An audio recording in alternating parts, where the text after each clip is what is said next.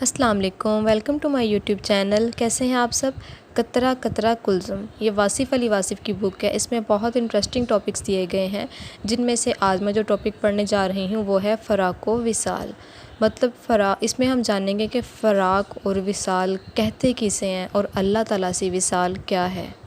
جب تک انسان چاندنی میں تھا اسے چاند تک پہنچنے کی تمنا تھی، چاندنی میں لطف تھا، لیکن چاند پاس نہیں تھا۔ چاندنی پاس تھی اور چاند کے لیے طبیعت اداس تھی۔ انسان چاند پر جا پہنچا، وہاں چاند تھا، لیکن افسوس کہ وہاں چاندنی نہ تھی۔ چاندنی ہو تو چاند نہیں ملتا، چاند ملے تو چاندنی نہیں ملتی۔ عجب بات ہے، دونوں ایک دوسرے کے دم سے ہیں، ایک دوسرے کی پہچان ہے، لیکن ایک دوسرے سے ہمیشہ ہمیشہ کے لیے الگ۔ چاند محبوب ہو تو چاندنی اس کی یاد ہے، محبوب پاس ہو تو یاد پاس نہیں ہوتی، یاد پاس ہو تو محبوب پاس نہیں ہوتا۔ ایک کا تقرب دوسرے سے بعد ہے، ایک سے وصال دوسرے سے فراق کا ذریعہ ہے۔ محبوب سے وصال ہو تو یاد سے فراق ہو جاتا ہے، یاد سے وصال ہو تو محبوب سے فراق ہو جاتا ہے۔ گویا کہ ہر فراق میں وصال پوشیدہ ہے اور ہر وصال میں فراق شامل ہے۔ اگر عشق کو تمنائے حبیب صلی اللہ علیہ وآلہ وسلم کا نام دیں تو اس میں فراق کا ہونا لازمی ہے۔ تمنا کی ہستی مشاہدے تک ہے، دیدار سے تمنا کا آغاز ہوتا ہے اور تمنا دیدار کی یاد میں پلتی ہے۔ جو ایک بار دیکھا اسے دوبارہ دیکھنے کی آرزو عشق ہے۔ عشق ہمیشہ فراق سے گزرے گا۔ عشق ہجر کے آتش کدوں میں جوان رہتا ہے اور وصال کے برف خانوں میں منجمد ہو جاتا ہے۔ بات کہنے کی نہیں، بس صرف غور کرنے کی بات ہے۔ فرشتے ہمہ وقت تقرب میں ہیں، وصال میں ہیں، وہ عشق سے محروم ہیں۔ وہ صرف فرشتے ہیں، انسان فراق میں ہے، عشق میں ہے، انسان کے پاس یاد ہے، اور یہی فرق ہے دنیا اور آخرت کا۔ یہاں اللہ کی یاد ہے اور وہاں دیدار ہوگا۔ انسان کو اشرف بنایا گیا، اس کا شرف یہی ہے کہ اس کے پاس فراق ہے، اس کے پاس عشق ہے، اس کے پاس یاد ہے، تمنائے وصال ہے۔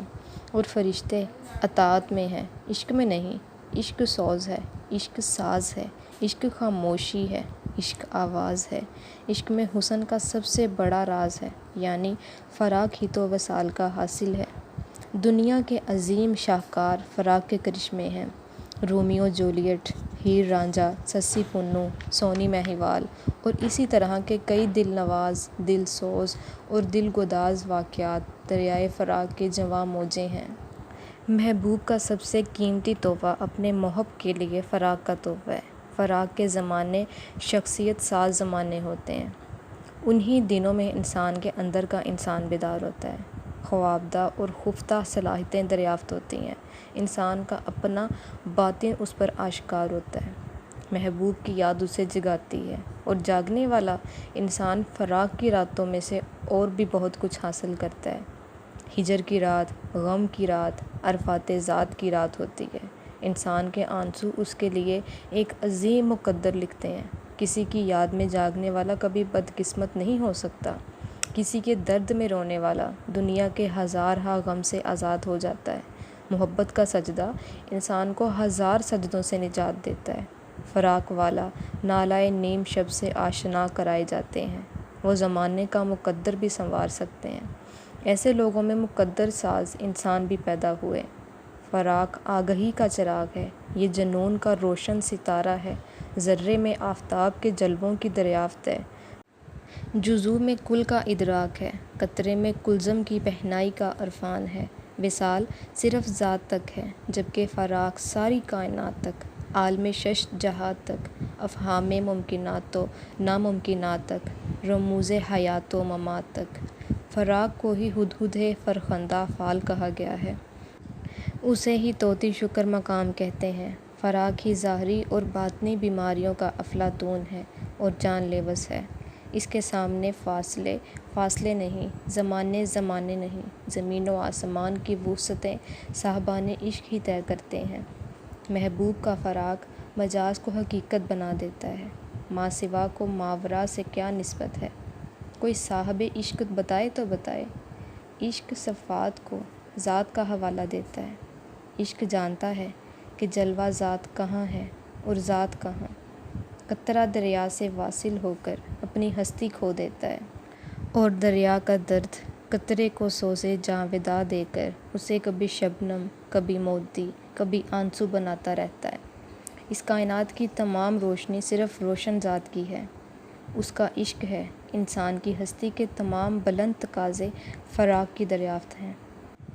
موسیقی، شعر، فن تعمیر و تصویر، تخلیق ادب فراق کی لہروں میں پلتے ہیں۔ تمام تخلیقی ادب اور ادبی تخلیقات عشق کی دین ہیں۔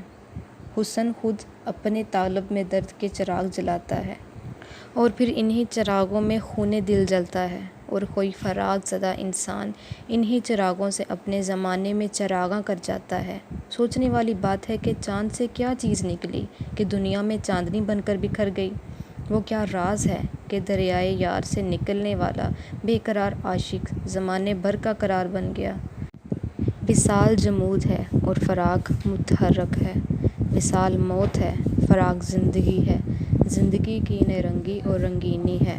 فراق محرومی نہیں، یہ تو محبوب سے حاصل ہونے والا انتہائی قیمتی خزانہ ہے۔